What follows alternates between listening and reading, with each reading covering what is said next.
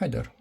In this video I'm going to be reconing these old tonsil speakers from Unitra or Tineret or Altus speakers, whatever. They are mid-ranges and yeah, as you can see, they are really badly damaged. A recone is absolutely needed, no other way around it.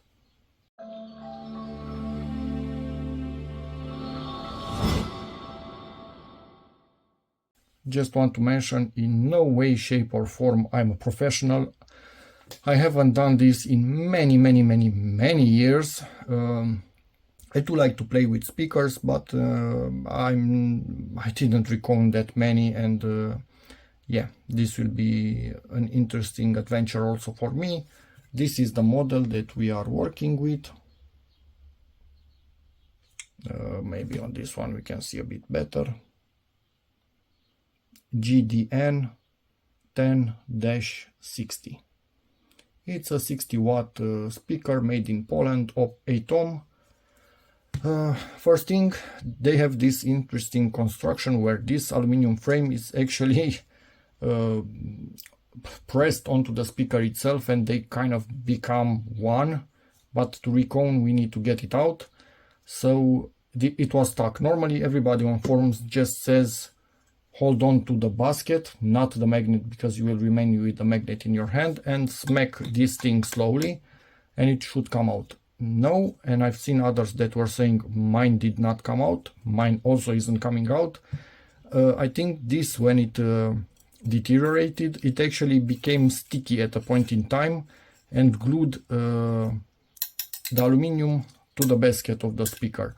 So what I'm doing at the moment, I don't want any tougher solvents. I'm just using 99% alcohol in here to get that thing maybe to release, make things go a little bit easier. Then we will test to see if the coil itself is still functioning.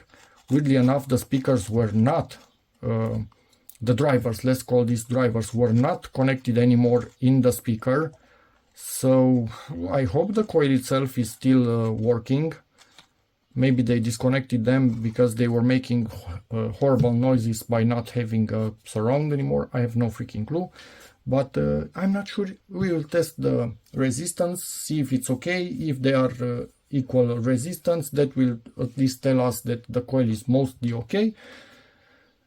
Bought this from a guy that sells a lot of recone kits in Romania, Claudiu Urban. They are special for these things, so they should fit perfectly. You can buy original recone kits from Unitra, not Unitra, Tonsil, sorry. Obviously, I also do have two dust caps, one for each of these. They seem pretty small when they are out of the speaker, but yeah, I can assure you they kind of are the correct size. So we'll be putting those things in, we'll be gluing them, but now for the moment let's allow this to seep in and hopefully allow us to take everything apart. We'll see.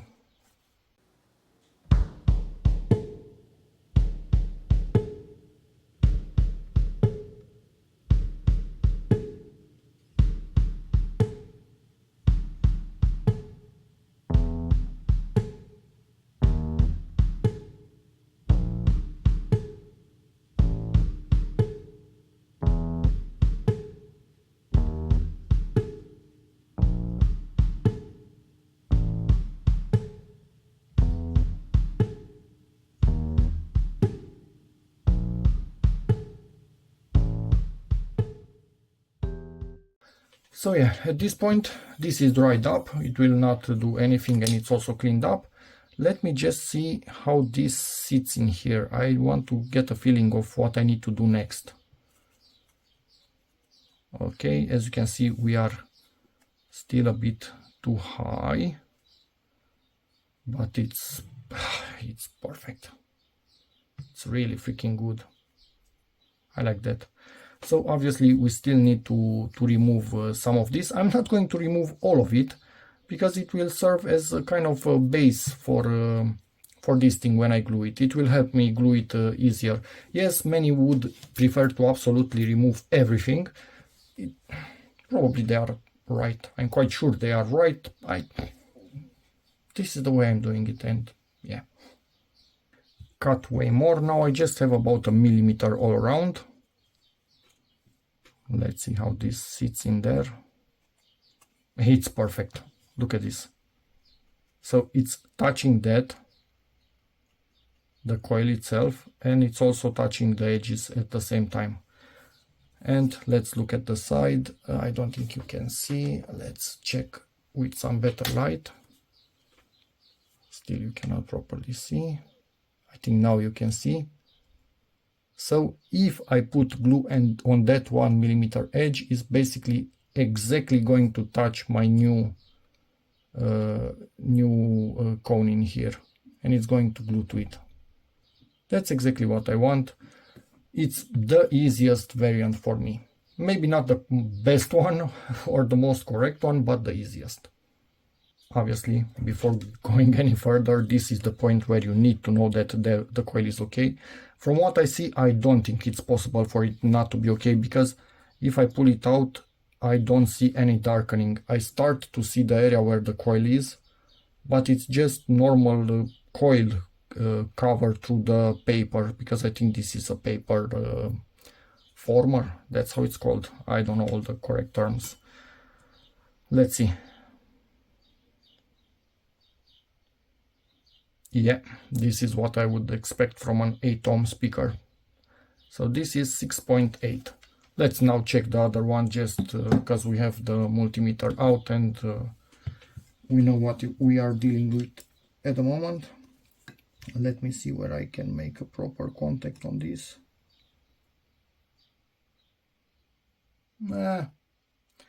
They are not an exact match. That's not great, neither is it terrible. Maybe one of them was reconed. Let's see how I glue this thing in place. And what I need to do next is put some spacers right in the middle to make sure the gap is identical on all sides, and keep this centered while all the glue, this one around here and this that I will put on the edge, is drying out. Because if you do not keep that thing centered, you have a huge chance of rubbing. I've seen many, mostly Asian, Central Asian, if that's correct how I'm saying, channels that do not put anything in there. Just glue this thing. Okay, it's ready. Some glue in here, done. And I can find exactly the thickness that I need to be able to keep that thing centered in place. As you can see, we have this in place. They were a perfect fit from first try. I was lucky. I put 4 of them. I made sure they are on equal distances one to the other, same width and everything, so they are keeping this in place. The coil gap itself is clean, so I do not need to clean the coil gap. Normally what you do to clean it, you use some masking tape and you put it backwards onto something and you push it in there and go all around, or just with a piece of paper depending on how big the gap is, and try to get everything out. But mine still had its dust cap on, so nothing was in that, but at the moment we are under the level. As you can see, the spider, instead of being flat like in this one, so just a flat spider, in this one is under the level.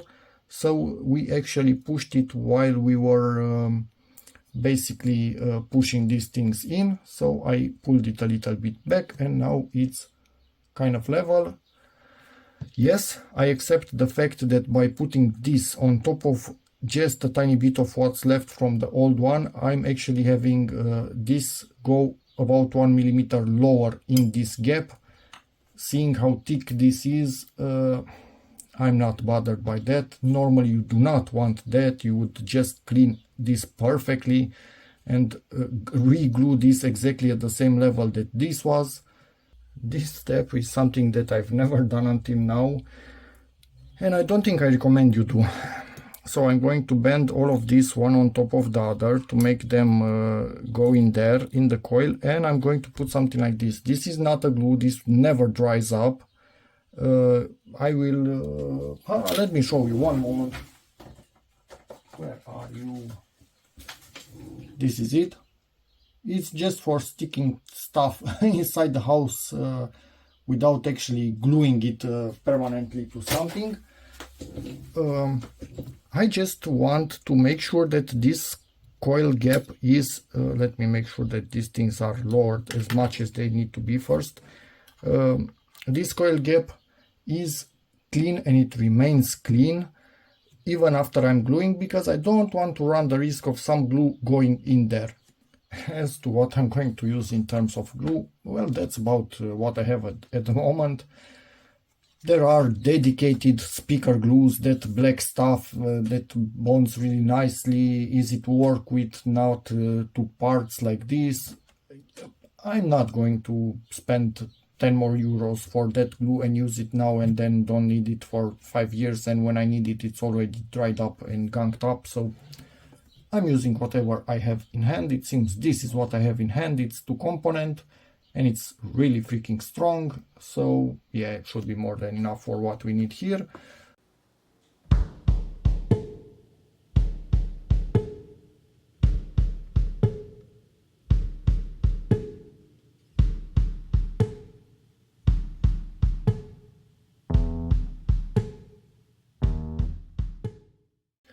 Sorry for not being able to film when I filled up the other side. It was a really tedious job. Properly putting glue in there was not nice. I would consider maybe that I have even a tiny bit too much, because you are actually changing the weight of this particular speaker. But then again, I don't know if this is an original Recone kit. So even the weight of the paper and the dust cap itself could be different from the original speaker. So you are changing properties, hopefully not but by that much. And I think I put too much glue, but I'm that kind of guy that better safe than sorry is the motto. And just as an idea, I've learned over the years that a good way to see if some glue works on paper or not is to check its edges. If you see a tiny dark line in there, that means that it's actually seeping into the paper, and that means that's actually bonding with its fibers, and we do see that dark line, so this is going into the paper. And just as an idea, I don't think this is an original kit. Maybe it's made for these speakers, but it's not identical to the original ones. Maybe I bought something cheaper from Claudio, I have no freaking clue, it was 5 years ago. This one has a really steep angle here, and then it gets really shallow in here. This one is more or less about the same angle. On the other one, learning from mistakes, I decided to clean the edge before removing the dust cap and cutting this, because obviously no risk of getting debris in there. So next step, just glue this all around. Then we can take everything from the middle, and this should be centered and done. So at this point, this is what I'm going to use from Simply Speakers, MY11291. It's also foam sealer, so if it's diluted down, you can put it on all of this foam and it will prevent foam rot. But it remains a bit sticky to the touch, so it will also gather dust. So I'm not going to put it on the foams, on the seal, sorry, but I am going to be putting it like this, right under this thingy. And luckily I do kind of need something to get it a bit out of the way, probably something like this. It will allow me to lift it so I can, oh, it's magnetic. No bueno, I need something that's not magnetic, otherwise it will just keep pulling on it. I'm also going to use this Lazy Susan that I made from an old hard drive. So this will make things a bit easier at this point. Just need to center the speaker on it so it kind of keeps the same level more or less. Not perfect, just good enough.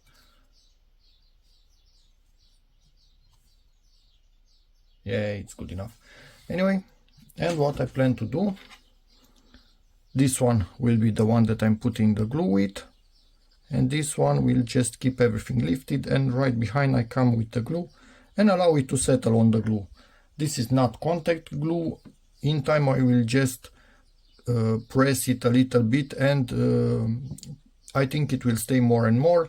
If I feel like it's not staying pressed, I can clean this and press it with it. It's actually perfect for pressing because it touches this all around.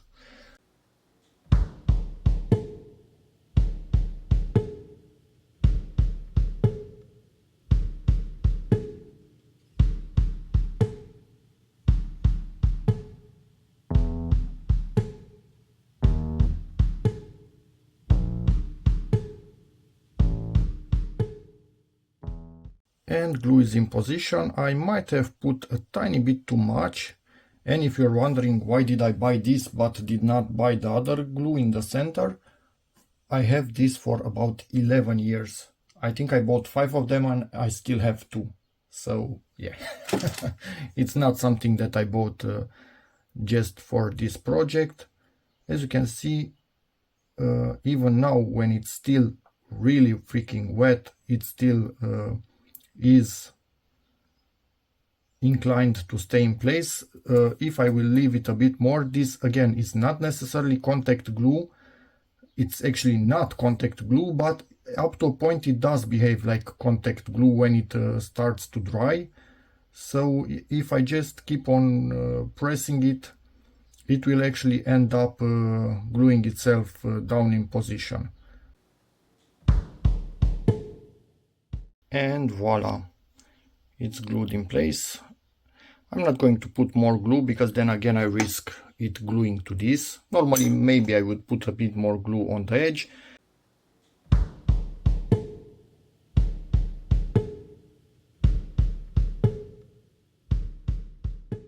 Yeah, so it was a bit more of a pain to remove this than I would have liked, but removed it anyway.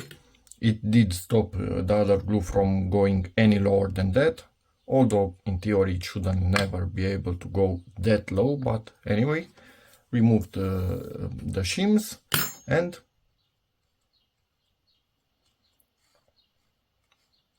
absolutely no rubbing wherever you press on this cone. This is a perfectly normally working speaker, and now we just need to glue this little guy in place and we are kind of done. I marked just a tiny bit where I would like this to be, just a tiny bit. This is where I've seen many make mistakes and put this thing really crooked or put lots of glue all around it and it looks really bad. So what I'm hoping here is I don't do the same thing. That temporary glue is holding this for me. I'm just going to fill up its edge with glue, and it's in place. I just basically lowered it with this, but I forgot to film. Sorry about that. Maybe I will remember on the next one. So yeah, and I did put a bit too much glue, as you can see. So I was saying about what others do wrong, and I did exactly the same thing. And this little guy is fully dried up. So let's get this one to the same level off camera to do it a little bit faster. Is it just a matter of... Oh, so it actually does not lock in place in any way, shape or form. You just tighten it in there, and that's about it.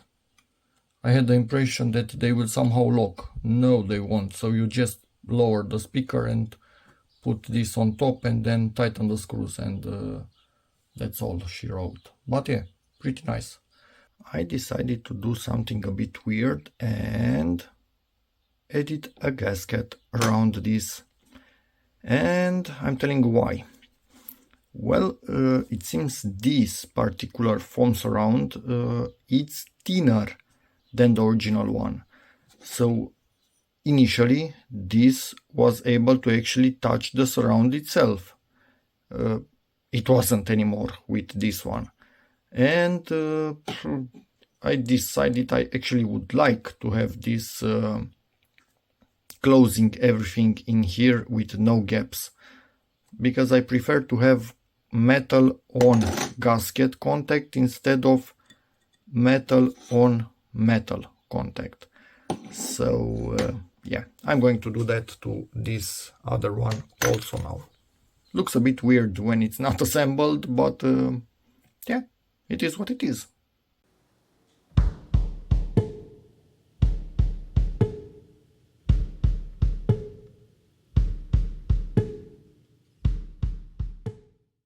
And they are finally done. Both of them you can push wherever you want. Absolutely no touching. So that's absolutely perfect. Looking good. And yeah, at this point, let's play something through them at really low level, because these are mid-ranges, keep in mind. But I just want to get a feeling on how they sound. Okay, so let me explain. I was testing this and I felt something, it's not right, or I didn't, something was off. It's hard to explain. Then I don't really have mid-ranges at the moment to test with, and I went with this full range and this full range. This was used in many electronics during the communist era in Romania. I think it's a Grundig clone or something like that. This is a really nice full range. This sounds awesome. I liked how it sounded then, and I also like how it sounds now. This I liked back then how it sounds. Now I needed to fix its membrane. It was all dried up, cracked. Now it's in working order, everything is okay. But without a box in free air, I don't like how this sounds. It's not that great. I feel this is even worse. So it's similar to this, but lacking in power. And this is an, I think it's an 8 ohm. Jesus, not ohm. I'm crazy. 8 watt. If I remember correctly, or 6 watt. 6 watt this, and there was a version which was used as a mid-range on some speakers, which had something like this at the edge of it, and that was 8 watts or 10 watts. Anyway, never mind. Rest of construction was kind of the same, if not identical, apart from that foam.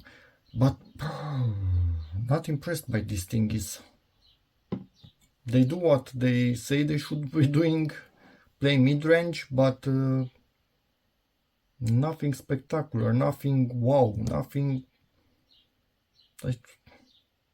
I think if I would put a Chinese speaker next to it, I wouldn't feel that much of a difference, honestly. I'm going to let you listen to it a little bit, although you are listening to the microphone of this through your speakers or headphones. Maybe with headphones you will get an impression. With all of this, which isn't a proper recording studio, whatever, what the hell. But I'm still going to try and give you an impression, but I still like this. And the amp is set to flat everything, so it's not adding anything of bass, mids or highs. It's just flat.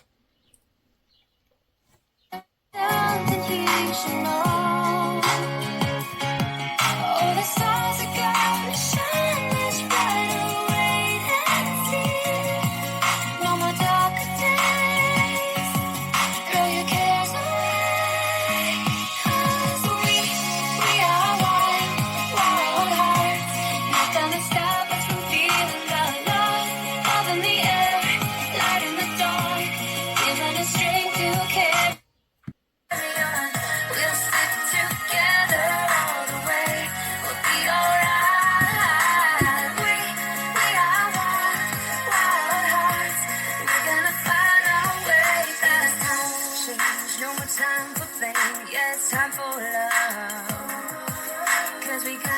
today to get up and say we can rise above. It is time for change, no more time for blame. Yeah, it's time for love.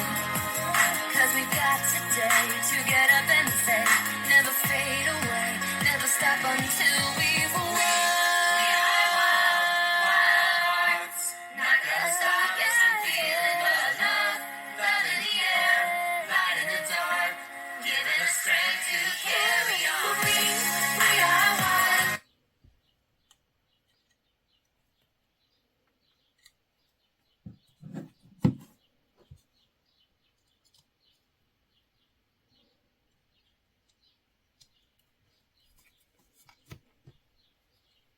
Wild hearts, not gonna stop us from feeling the love, love in the air, light in the dark, giving us strength to carry on.